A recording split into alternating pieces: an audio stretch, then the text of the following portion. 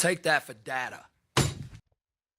What's up, everybody? I found a cute little website that does a lot of analytical stuff for us, and I wanted to make a quick little video. I think it's better than just like posting one thing at a time.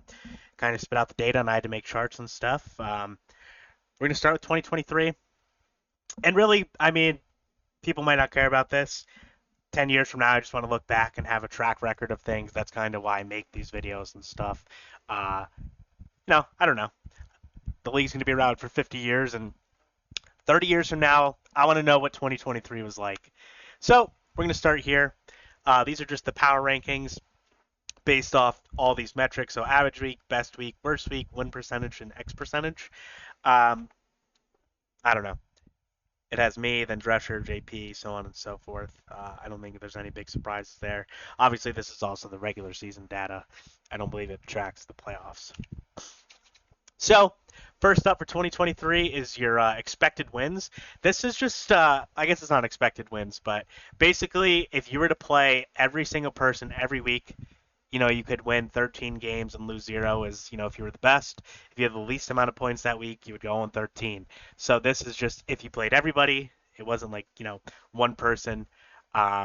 This is how many wins you would have. So I'm leading the charge at 157. And then we have Prue coming in at 131. I think this is a good indicator for how solid your team is.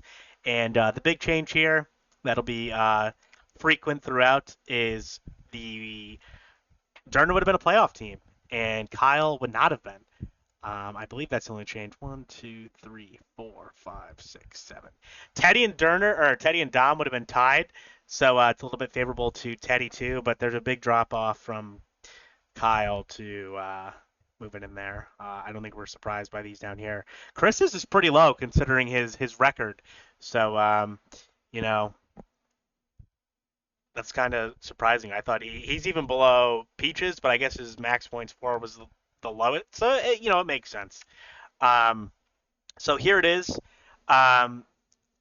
This shows how many wins. I won 14 games, but based on all the analytics and everything, I was projected to win only 12 games. So then, I won 2 more games, rounded up, than I was expected to. So this shows Kyle overachieving based on all the data, a little bit. Has Dom second, then me third. And then it also has Durner heavily underperforming. And Kyle says this is because of an old roster, and that's possible. Or maybe he just got unlucky. But I think this is a little bit of a schedule indicator if you go back and you look at this. Because, Durner would have, been the 6th seed or whatever had he just gotten to play everybody. But wait until we get to 2022, because Durner, as I've always said, benefited beautifully year one. So this is the strength of schedule. Kyle had the easiest schedule, which is, again, ties into other things that we have seen. Joe Rainville wasted a very good schedule here by tanking. Prue had a light schedule. And then Pipe had the hardest schedule. Chris, the second hardest schedule. And so that's just how it works. Moving from left to right, you're getting harder as you go. So that's that. Matt, in theory, picked a good year to tank. Same for Chris. That kind of thing. This is just the highest possible, or no, not highest possible. This is the highest score of a lineup you set all week. So there's the numbers. So Chaz's team that Brian took over. Remember, this was Chaz's team all year until Brian took over and won against Rainville. Chaz's team did not break 100 all year. And then our lovely other rebuilders down here were lacking some firepower and upside. Next is the worst performance, so the lowest points you scored in a game all year. Slight little flex for myself. I never scored under 106. That was my lowest all year. Conversely, Chaz never scored 100 all year. We see Rain Man with a fucking clunker, but honestly, 2022 is worse, so this is interesting to see. Drescher with a 93 here, so maybe that indicates his consistency all year long. I don't know. These are the awards that the website calculates, so I have the most points. Chaz, I know it says Brian, but it was Chaz's team. Chaz had the least amount of points. Durner, most points against. Drescher, least points against. Um, Chris always set the best lineup. I think this is just a product of not having a good bench. No disrespect, or maybe Chris, maybe you were the GOAT manager. I don't know. Pipe left a lot of points. Wasn't starting the right guys in theory. I had the biggest blowout over Chris. Joe won a game by .10 over Matt, which, based on how the lottery used to be, is a big fucking deal. I had the highest points. Matt had the biggest disappointment and underwhelming relative to what he was expected that week. This is average age, and this is a lot different now after the offseason, but Dom had the youngest team, then Rainman, then Chad, and so on and so forth. Derner's team is quite old. My team is quite old, but I think the caveat here, at least for my own specific team, thinking about it, I had like Joe Flacco and a bunch of old ass dudes like Levante David on my bench. So I would imagine that these numbers are a little bit skewed relative to who you have as outliers on your bench and not necessarily actual contributors. The luck factor. Again, this is just another way to articulate um, how lucky or unlucky you were relative to um, your expected wins. So being above this line implies that you had more wins than you were expected to.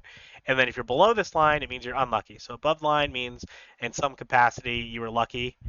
Um, so here Kyle was the most lucky, followed by Dom, followed by me, and then all these other teams. And then Derner was the most unlucky team. Ted basically was right where he was supposed to be. Prue a little bit underneath. Rebuild is here. Yeah, so just interesting, another way to look at it. Now we're gonna hop into 2022, our first year. Again, this is the power rankings based on average points, best week, worst week, win percentage, X percentage, regular season again. We're gonna start with the luck factor here. Me and Scrub were kind of like tied. Chris greatly overperformed relative to everybody else. Peru was the most unlucky year one. It's kind of tough because some people have pictures and others don't, so I don't know who's who. But I think this was a little bit closer. It's not like 2023 where we see Derner way down here, and I believe this is Caldera. Um, how funny that Chris and Kyle are two overachievers, it appears. But even here, Chris doesn't appear to be as far from the line as Kyle, but maybe I'm wrong. Let's get into the numbers. Best offense, myself again, 2 years running. Pipe had the worst offense in 2022. This was Dean Mazzucchelli. This was not Derek. Derek really didn't do anything as a manager besides pay and get kicked. So he didn't meet his cutting roster deadline. So most points against was Dean Mazzucchelli, and that team is now Joe Rainville's. So this is an interesting think tank. Did Dean's team suck, or did he just have a bad schedule? I guess we can kind of find out here a little bit and see if maybe Joe made the wrong decision selling everybody off. Scro had the best defense, least points against. Drescher, remember he had Kyle's team that he inherited. Set the best lineup. Again, I think this is just a product of set it, forget it. You don't have a lot of bench options. I left most points on the bench. I had the biggest blowout. Looks like I gave Pipe the pipe. Closest call was Dom beating Pipe by .47. This is funny because that was, if you remember the Amon-Ra St. Brown and Treylon Burks trade, Dom would want to win this game because he now owned Pipes first. So this could have royally fucked Dom if he lost. Again, I'm happy that we changed the lot. I changed the lottery settings and everyone agreed to the vote.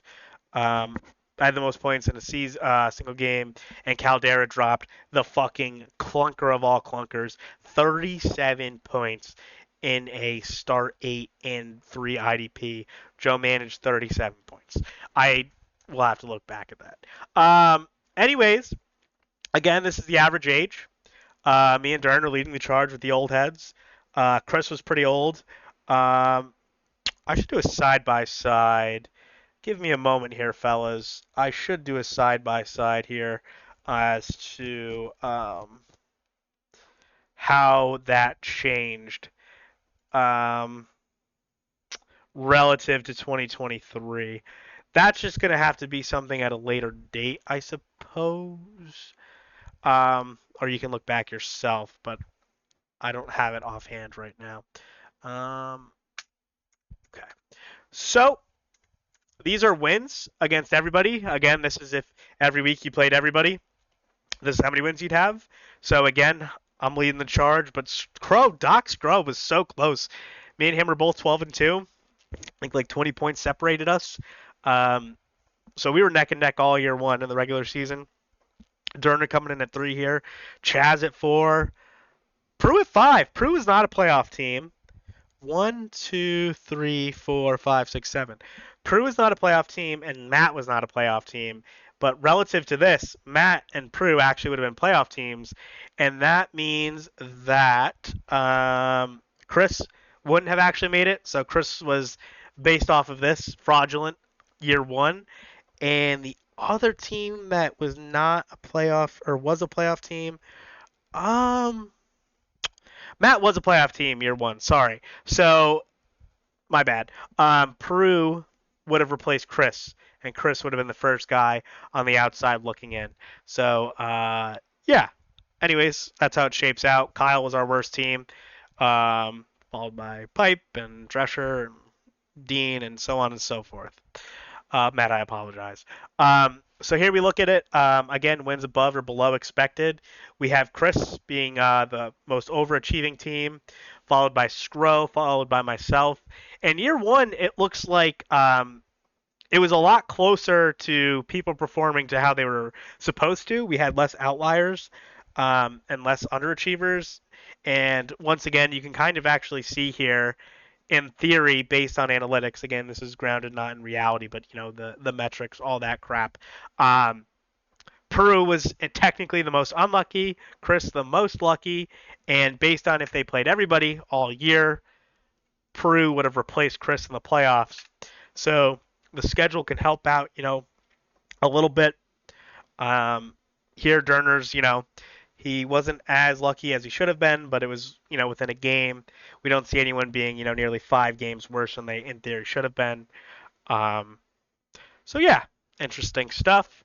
Strength of schedule, there he is, our champion right there. Had the easiest schedule in 2022. So, you know, wasn't favorable in 2023, but guess what? In a championship year, when you went for it, you had the easiest schedule. Chaz had the hardest schedule. Very interesting. I had the third hardest 2 years in a row. Looks like Dom picked a good year to tank because he had a tough schedule. Same thing for Drescher here. Um, you know, Caldera maybe missed an opportunity here with the weak schedule to have bought somebody. That kind of thing. So, yeah. Highest score here. Ignore the chart area. We have myself followed by Chaz again. Um, you know, we have a lot more high scores here. We don't have anyone not being able to break 100. So that kind of shows. You look at 2022 and you're like, wow, Chaz wasn't half bad. But then if you think about how fucking awful his team became in the course of a year, it goes to show you, and he has no draft cap. He had no draft capital for Brian. It goes to show you how bad of a manager he was and why I clown him so much because he went from having the hardest schedule, making the playoffs. No more needs to be said. I apologize. So yeah, that's what we see there. And year one, man, we see a lot more lower scores. Dean Mazzucchelli with the fucking clunker with the 39, but Billy B said, no, fuck you, dude. 37 points.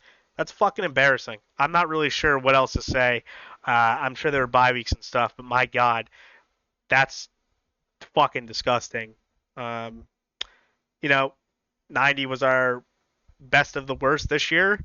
So no one had 100 all year long like I did in 2023.